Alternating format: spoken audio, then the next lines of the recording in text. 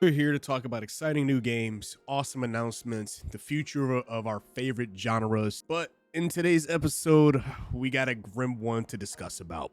It's a stark reminder of the risk of crowdfunding. Today, we're talking about the recent sad news about Alzara Radiant Echoes. Now, to give you a little bit of a backstory about Alzara Radiant Echoes, for those of you who do not remember, Radiant Echoes was a JRPG that popped up on a Kickstarter aiming to be a very vibrant tribute to classics like Golden Sun and Final Fantasy X. It looked gorgeous, promised strategic turn-based combat, even had industry veterans like Motoi Sakuraba, composer for Dark Souls and Golden Sun. Then we had Yoshiro Ambe, character designer for Trials of Mana, that it was attached to this project. And naturally, it garnered a lot of excitement. Hell, I was one of those people who was very excited when I first laid my eyes on this game. I made a whole dedicated video just talking about why this Kickstarter project is going to be awesome, why it's great, and it's just a overall revision of the JRPG genre to get more people into it. And that part alone, just I feel the need that I have to come in here. I like talking about the good, but I gotta talk about the bad. And today, there's a lot of fishy stuff going on regarding this entire project, and I just kind of want to just say my 2 cents on the matter. But before we get to that part, let's explain what exactly happened. Let's talk about the rise and fall of this project, essentially. The campaign was a massive success, pulling in almost 300,000 euros into this. Now, for some of you who are in America like me, that's roughly around 300,000 to 320,000 actual dollars. Had about 5,000 backers. People were clearly invested, myself included, and just seeing this promising JRPG come to life.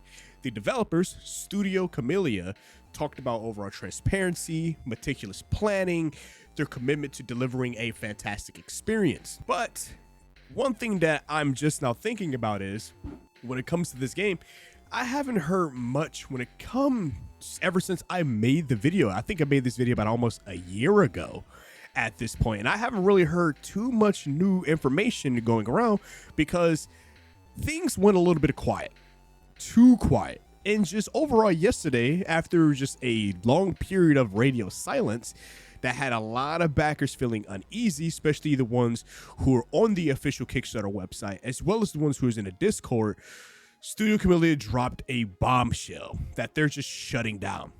And I feel like that part right there, we need to put a pin in it. Put a pin in it because that's where it really gets messy. According to the final Kickstarter update, which I have read, I've been reading, I've read other news websites talk about it as well, but Studio Camellia has officially ceased operations.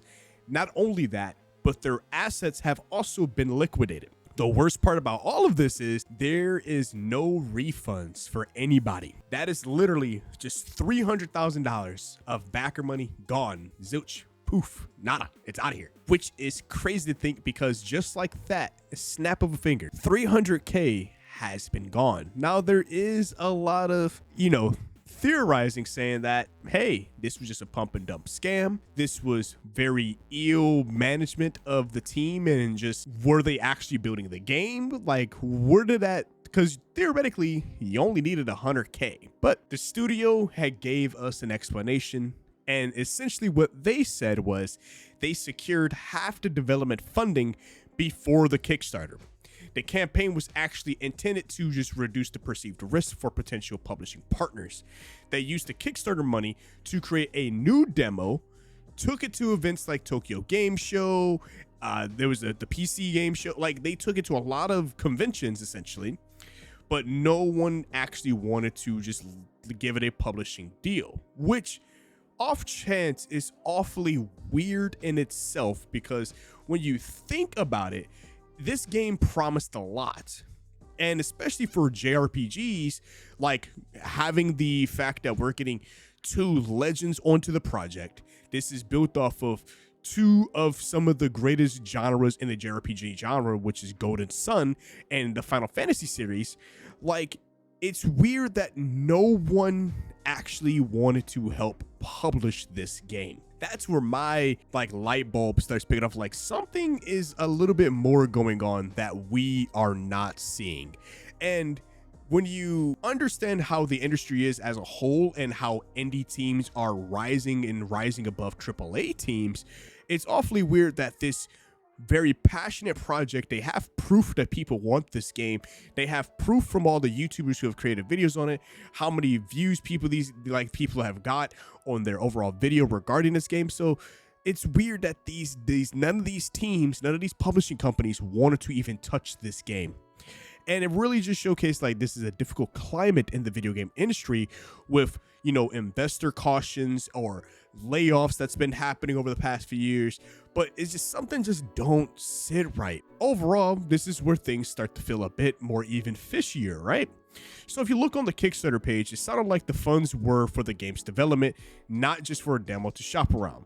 There is no actual clear mention that the entire future of the project hinged on securing a separate publisher after the Kickstarter. In fact, they were even taking late pledges as recently as February 2025, just a couple of months before their liquidation that was on April 28th.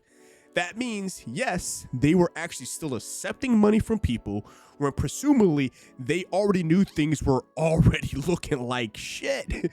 They already knew they were cooked and they still kept receiving money. And when I piece apart this entire story, because I've just been reading about it, I've checked on the official Reddit page for the game. I checked the overall, all the backers who are commenting on the overall page. I've seen a lot of people who have spent thousands of dollars to help fund this game. And a lot of people even themselves were like, none of this adds up at all. How are you still receiving money, but your liquidation is almost 2 to 3 months after the fact? Keep in mind, we also just heard the news that they were shutting down as of the point of me recording this video as of yesterday.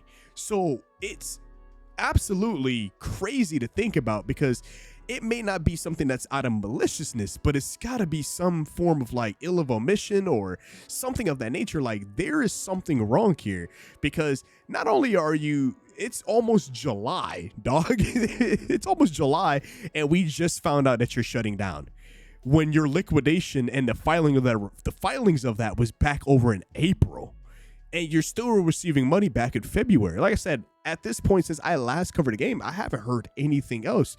No, I was not one of the backers, but I definitely had high hopes for this game. I've covered a lot of Kickstarter games on the channel, and I've seen a lot of games get some form of rights, but we didn't know you guys are needing a publisher for this game. This was essentially just for you guys for the overall game development cost, to make sure that the employees are getting paid properly, make sure that all the money is going right to the game, and then you guys were to self-publish it as an indie dev team yourself, like most other indie dev teams. So the fact that you guys were solely waiting on an actual publishing team raises even more risk. But man, oh Jesus, this is a nutshell and a halves.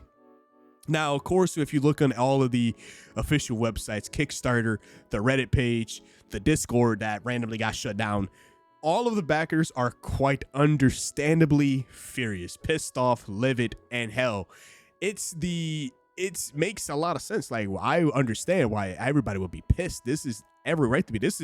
I want to say this is about as bad as the day before MMO scam, but damn, this is somewhere up there to like some weird Kickstarter bullshit. And it's not just the money, right? It's actually the lack of transparency, the suddenness of the announcement, the feeling of being strung along, and many people are asking if the funds were even used for a demo. Why can't backers see or play that demo? Now, of course, if you go on the Kickstarter page, Studio Camellia states that due to copyright reasons, company in liquidation prevents them from sharing it publicly, which Studio Camellia is a France-based dev team, so there's probably something dealing with the overall the country of France and how they deal with these. But you mean to tell me that like the most that we were able to see was the pre-production demo that they posted on their official YouTube channel? And I still, in itself, you mean to tell me that no one could actually touch this game? At least the people who dropped thousands and thousands of dollars can't even just get a chance to just play the demo and just go based off of pure hopium that this game can eventually live again to see the light of day. No, they get absolutely nothing. And this just feels like a convenient excuse overall. And I don't want to put too much like bad like malice into their mouths. Like it just doesn't add up.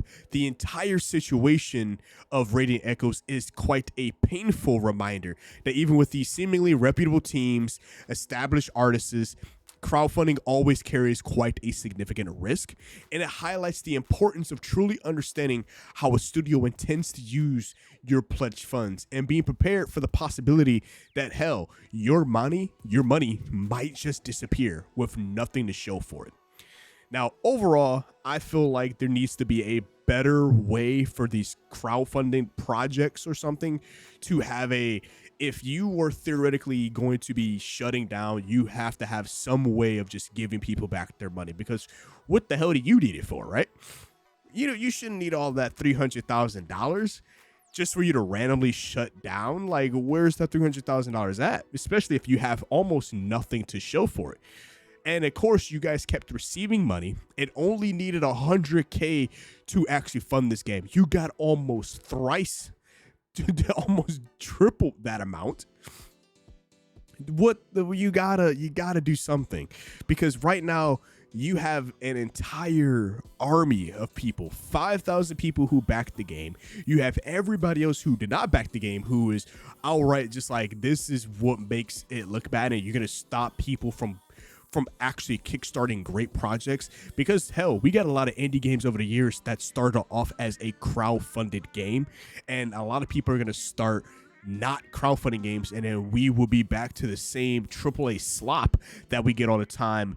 Loot boxes here or there and monetization issues. Like, when games like these have heart and souls, especially we've seen for the likes of Expedition 33 with Sandfall Interactive, just 33 developers, these people are putting their heart and soul into these games, and you want to actually make the gaming industry a better place than what it currently is, thanks to these big corpos.